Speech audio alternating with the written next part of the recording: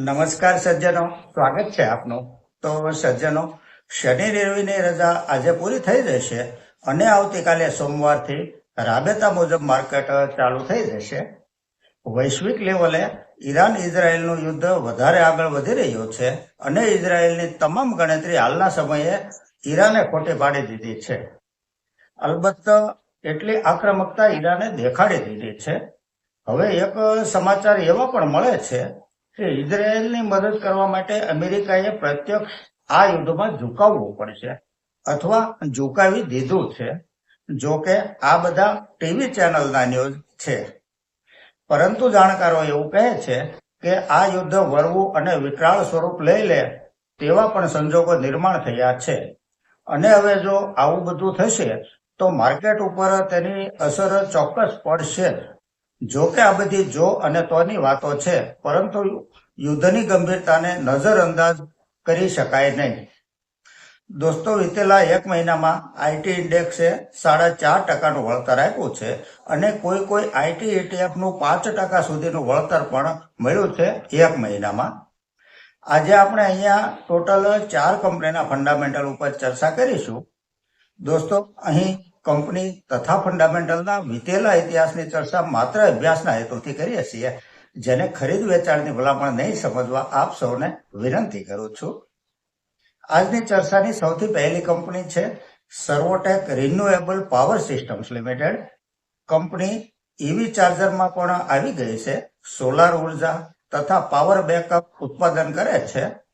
Fundamental જોઈએ તો જે સેલ્સ માર્ચ 24 ક્વાર્ટરમાં 120 કરોડ હતું તે વધીને 126 કરોડ થયું છે. નેટ પ્રોફિટ 3 કરોડ 20 લાખથી વધી 7 કરોડ 85 લાખ થયો છે. છેલ્લા 3 વર્ષનો કમ્પાઉન્ડિંગ પ્રોફિટ ગ્રોથ 108% છે. સેલ્સ ગ્રોથ 3 વર્ષનો 66% છે. બેલેન્સ શીટ જોઈએ તો બોરોવિંગ 75 કરોડ છે. રિઝર્વ કંપની પાસે 202 કરોડ છે. માર્કેટ કેપ 3117 કરોડની છે. આ એક સ્મોલ કેપ કંપની છે. સ્ટોક પ્રાઇસ 139 રૂપિયા છે. 52 વીક હાઈ 205 રૂપિયા સુધી ગયેલો છે. પી રેશિયો 93 છે. આરઓસી 19.8% છે. આરઓઈ 19% છે. ફેસ વેલ્યુ 1 રૂપિયો છે. શેર હોલ્ડિંગ પેટર્ન જોઈએ તો પ્રમોટર હોલ્ડિંગ 58.92% છે. એફઆઈઆઈ 2.86% છે અને પબ્લિકનું હોલ્ડિંગ 38.23% છે. આ એક પ્રોફિટેબલ કંપની છે. આગળની કંપની છે ઝીનસ પાવર ઇન્ફ્રાસ્ટ્રક્ચર લિમિટેડ. મીટર તથા એન્જિનિયરિંગ નિર્માણ તથા અનુબંધ કરતી આ એક કૈલાસ ગ્રુપની કંપની છે.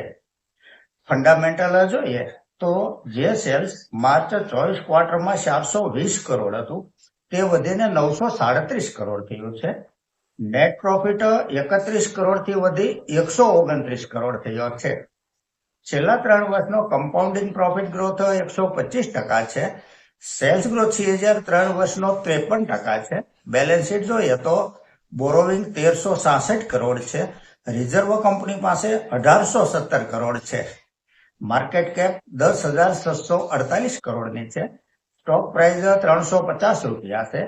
પીઈ રેશિયો 36 છે. આરઓસી 19% છે. આરઓઈ 17% છે. ફેસ વેલ્યુ 1 રૂપિયો છે. શેર હોલ્ડિંગ પેટર્ન જોઈએ તો પ્રમોટર હોલ્ડિંગ 39.38% છે. એફઆઈઆઈ 22.38% છે. ડીઆઈઆઈ 3.78% છે અને પબ્લિકનું હોલ્ડિંગ 34.45% છે. આ એક પ્રોફિટેબલ કંપની છે. આગળની કંપની છે એજીઆઈ ગ્રીન પેક લિમિટેડ. આ એક દરેક પ્રકારના પેકેજિંગ ઉત્પાદન કરતી કંપની છે. ફંડામેન્ટલને આંકડામાં સમજીએ તો જે સેલ્સ માર્ચ 24 ક્વાર્ટરમાં 622 કરોડ હતું તે વધીને 705 કરોડ થયું છે. નેટ પ્રોફિટ 65 કરોડથી વધી 97 કરોડ થયો છે. છેલ્લા 3 વર્ષનો કમ્પાઉન્ડિંગ પ્રોફિટ ગ્રોથ 19% છે. સેલ્સ ગ્રોથ 3 વર્ષનો 21% છે. બેલેન્સ શીટ જોઈએ તો બોરોવિંગ 553 કરોડ છે. રિઝર્વ કંપની પાસે 2085 કરોડ છે. માર્કેટ કેપ 5053 કરોડની છે. સ્ટોક પ્રાઇસ 781 રૂપિયા છે. પી રેશિયો 15 છે. આરઓસી 20% છે. આરઓઈ 16% છે. ડિવિડન્ડ yield 0.77% છે.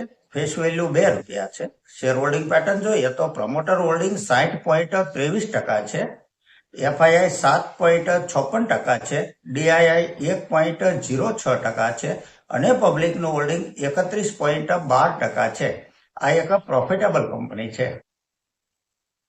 આગળની કંપની છે એપલ ઇન્ડિયા લિમિટેડ, જે હવે એપલ 3i ના નામથી ઓળખાય છે. બિઝનેસ વિજ્ઞાપનો, જાહેરાતો, કોઈ પણ કંપનીની જાહેરાત બનાવવી આપવી તે આ કંપનીનું કામ છે. ફંડામેન્ટલ જોઈએ તો જે સેલ્સ માર્ચ 24 ક્વાર્ટરમાં 506 કરોડ હતું તે વધીને 602 કરોડ થયું છે. નેટ પ્રોફિટ 87 કરોડથી વધી 103 કરોડ થયો છે. Year to year net profit જોઈએ તો 135 કરોડ, ત્યાંથી 215 કરોડ, ત્યાંથી 245 કરોડ, 297 કરોડ થઈ અને 382 કરોડ થયો છે. પ્રોફિટનો ગ્રાફ સતત અપટ્રેન્ડમાં છે. છેલ્લા 3 વર્ષનો કમ્પાઉન્ડિંગ પ્રોફિટ ગ્રોથ 21% છે. સેલ્સ ગ્રોથ CAGR 3 વર્ષનો 28% છે. ઓપરેટિંગ પ્રોફિટ માર્જિન 22% છે. બેલેન્સ શીટ જોઈએ તો બોરોવિંગ 82 કરોડ છે. રિઝર્વ કંપની પાસે 2,918 કરોડ છે. માર્કેટ કેપ 24,690 કરોડની છે. સ્ટોક પ્રાઇસ ₹19 છે. ROCE 16% છે. ROE 14% છે. ફેસ વેલ્યુ ₹2 છે. શેર હોલ્ડિંગ પેટર્ન જોઈએ તો પ્રમોટર હોલ્ડિંગ 55% છે. FII 16% છે. DII 15.31% છે અને પબ્લિકનું હોલ્ડિંગ 13.46% છે. આ એક કન્સિસ્ટન્ટ પ્રોફિટેબલ કંપની છે. ફંડામેન્ટલ સારું છે કંપનીનું. અને છેલ્લે યુદ્ધની દરેક એક્ટિવિટી ઉપર બારીકાઈથી નજર રાખવા આપ સૌને વિનંતી કરું છું. તો સજ્જનો, આ સાથે આજની આ ચર્ચા અહીં પૂરી કરીએ છીએ. જો આપને ચર્ચા પસંદ આવી હોય તો લાઈક અને સબસ્ક્રાઇબ કરવા વિનંતી કરું છું. નમસ્કાર.